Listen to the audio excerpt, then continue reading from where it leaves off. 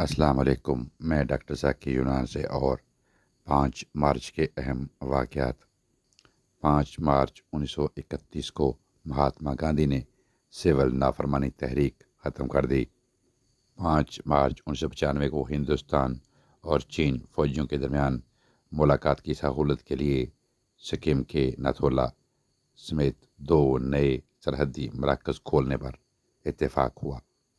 5 مارچ 1793 میں آسٹریا کے فوجیوں نے فرانس کو ہرا کر سلطنت پر دوبارہ قبضہ کر لیا۔